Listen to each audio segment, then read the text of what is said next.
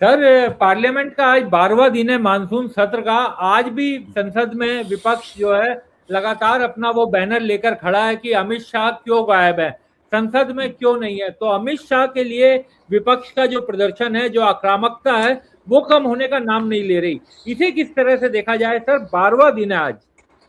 देखिए, मैं तो क्या प्राइम मिनिस्टर मोदी आए क्या संसद के अंदर 12 दिन में? वो भी नहीं है। नहीं आए ना। नहीं। तो ये संसद का अपमान नहीं है?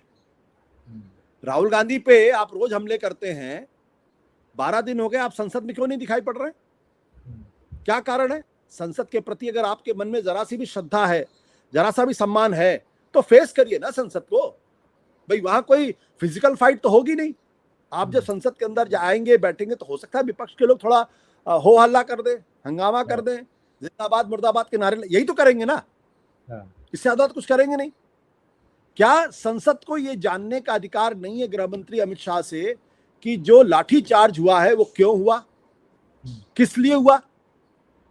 और अगर अमित शाह में हिम्मत है, मैं फिर हिम्मत शब्द का इस्तेमाल कर रहा हूं, अगर उनके अंदर हिम्मत है तो फिर आकर संसद के अंदर कहना कि उस जिन पे लाठी चार्ज किया गया वो असामाजिक तत्व थे, वो राष्ट्र विरोधी लोग थे, वो संविधान विरोधी लोग थे, वो लोग इस देश को डिस्टेबलाइज करना चाहते थे, वो इस देश के अंदर अराजकता फैलाना चाहते थे, इसलिए जो लाठी चार्ज हुआ वो ठीक हुआ। अगर है हिम्मत तो कहे। लेकिन ये हिम्मत नहीं है, वो जानते हैं इस बात को, इसीलिए वो संसद से बचने की कोशिश कर रहे हैं। और ये संसद का अपमान है, क्योंकि संसद जो के माध्यम से जो विल ऑफ द पीपल है वो रिफ्लेक्ट होती है। इसका मतलब आप जो जनता को है, जनता जनार्दन है, उसके प्रति अपनी जवाबदेही को नहीं मानना चाहते। अगर मानना चाहते तो कम वाट में आप 2 लाइन का स्टेटमेंट देते तो आप गायब क्यों हैं? आप मिस्टर इंडिया क्यों हो गए हैं? क्यों गायब है भाई? क्या कारण है? प्रधानमंत्री भी गायब है और रक्षा और गृह मंत्री भी गायब है, दोनों लोग गायब है, 12 दिन से गायब है, संसद चल रही है। इसका मतलब यह कि आप संसद को, आपकी गरिमा का कोई ख्याल ही नहीं। आप दरअसल, मैं कहना नहीं चाहता हूं, लेकिन जो 2014 के चुनाव में, 15 के विधानसभा के चुनाव में दिल्ली में जो अरविंद केजरीवाल के लिए भारतीय जनता पार्टी ने शब्द का इजाद किया था, भगोड़ा, तो क्या माना जाए कि कुछ उसी तरीके की बात इस वक्त हो रही है? आप संसद से भाग रहे हैं, विपक्ष के सवालों के जवाब नहीं दे पा रहे। लेकिन विपक्ष के तेवर से तो साफ है सर, जब तक, क्योंकि बहुत कोशिश कर ली सरकार की तरफ से, स्पीकर की तरफ से, लेकिन विपक्ष एकदम अड़ा हुआ है इस बार की जब तक गृह मंत्री नहीं आएंगे, जवाब नहीं देंगे, वो पीछे नहीं हटेंगे। बिल्कुल अड़ा रहना चाहिए। इसमें तो मैं तो पूरी तरीके से इसमें साथ, और मैं इसमें सुषमा स्वराज और अरुण जेटली को कोट करूंगा। सुषमा स्वराज, अगर मान लीजिए कि आज की तारीख में कांग्रेस की सरकार केंद्र में होती और बीजेपी विपक्ष में होती, और गृह मंत्री और प्रधानमंत्री जो है वो 12 दिन से संसद में नहीं आती, इतने बड़े हादसे के बाद भी, इतने बड़े घटनाक्रम के बाद भी, तो क्या बीजेपी चुप बैठी रहती? बीजेपी क्या वहां पे कोई कुछ नहीं बोलती? भाई अरुण जेटली का तो साफ तौर पे कहना था कि पार्लियामेंट डिसरप्शन भी अपने आप एक डेमोक्रेटिक फंक्शन है। बिल्कुल। सुषमा स्वराज भी ये बात कह चुकी जब वो लीडर ऑफ अपोजिशन हुआ करती थी। तो आप करें तो वो लोकतांत्रिक है, आज का विपक्ष अगर करे तो फिर वो गैर लोकतांत्रिक है। तो सबसे बड़ा सवाल ये है कि किस बात का डर है कि गृह मंत्री और प्रधानमंत्री संसद का सामना करने से डर रहे हैं, वो चीज स्पष्ट होनी चाहिए।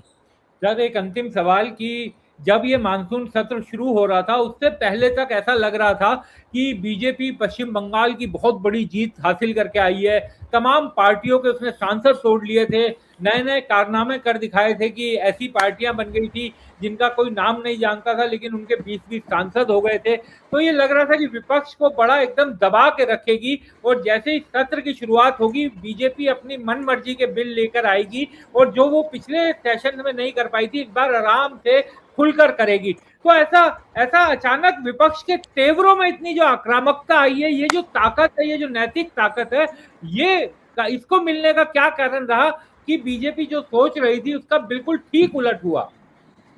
जब बीजेपी भगवान राम की रक्षा नहीं कर पाएगी तो फिर विपक्ष को तो ताकत मिलेगी। और चढ़ावा चोरी में भी परसेप्शन ये है कि आप जो असली चोर उनको बचाने की कोशिश कर रहे हैं, जिनके बारे में अयोध्या में चले जाइए, हर आदमी को पता है कि किसने चोरी करवाई।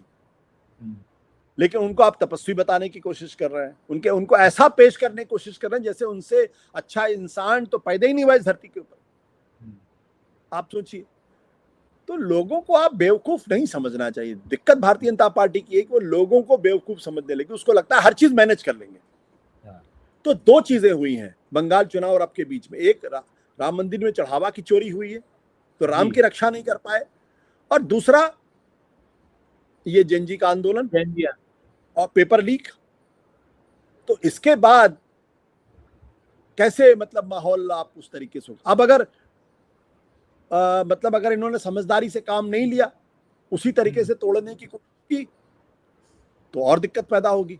अब तो इनको अपनी पूरी रणनीति को नए सिरे से उसको देखने की जरूरत है, नए सिरे से उसको भूल सुधार करने की जरूरत है। करेंगे तो बेहतर होगा, नहीं करेंगे तो फिर 2014 में देखा कि मनमोहन सिंह की सरकार के साथ क्या हुआ था। बिल्कुल, हाँ। और 29 भी सामने ही है जेनजी आंदोलन, क्योंकि इसका असर इस बिहार के चुनाव में देखने को मिला है। तो क्या, क्योंकि अब जब अगला चुनाव होगा तो जेनजी की बहुत बड़ी भूमिका होगी, 28-30 करोड़ वोटर हो जाएंगे।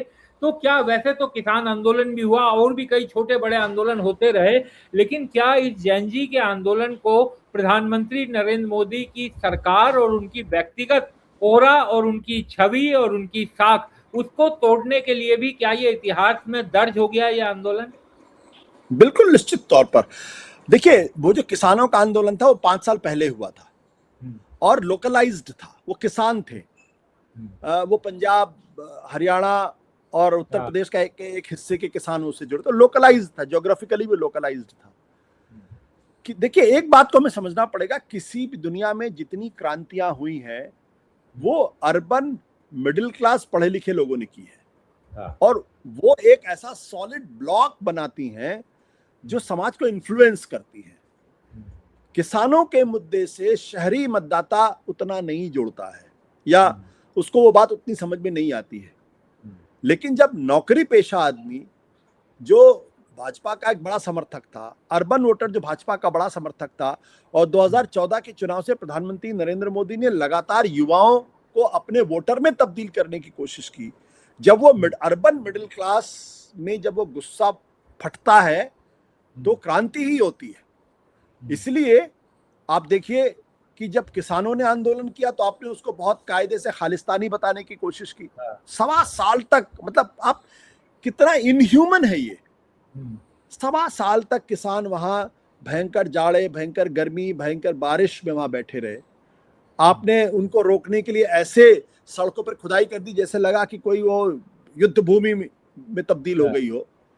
फिर आप 700 किसानों की मौत हो गई, और तब भी आप क्या कह रहे हैं, मैं किसानों को समझा नहीं पाया। ये भाषा जो है ना, मैं किसानों को समझा नहीं पाया, मैं माफी देना चाहता हूं, ये अहंकार की भाषा है, ये गुरूर की भाषा है। लोग पसंद नहीं करते। हमारे यहाँ क्या कहा गया है, क्षमा बड़न को चाहिए छोटन को उत्पात। चलिए, बच्चों ने अगर गालियां दे दी तो बड़े होने के नाते आप उनको माफ कर दीजिए, आप उनसे इंटरेक्ट करिए, उनको समझाइए कि भाई बेटे ऐसे गालियां नहीं देते, ये अच्छी बात नहीं है, अच्छा चरित्र का निर्माण नहीं होता। आप लोग पढ़े लिखे लोग हो, आपको मुझसे नाराजगी हो सकती है, मैं मानता हूं, मैंने बहुत सारे काम किए हैं, तो कुछ काम गलत भी हो सकते हैं, मैं आपकी बातों को सुनने के लिए। ये भाव नहीं है सरकार में। जब ये भाव नहीं होता, नेता में जब ये भाव नहीं होता, तो वो इरिटेशन पैदा करता है। उसके बाद आपने देखा कि शाहीन बाग का आंदोलन, तो उसको आपने मुसलमानों से जोड़ दिया, सीएए से जोड़ दिया।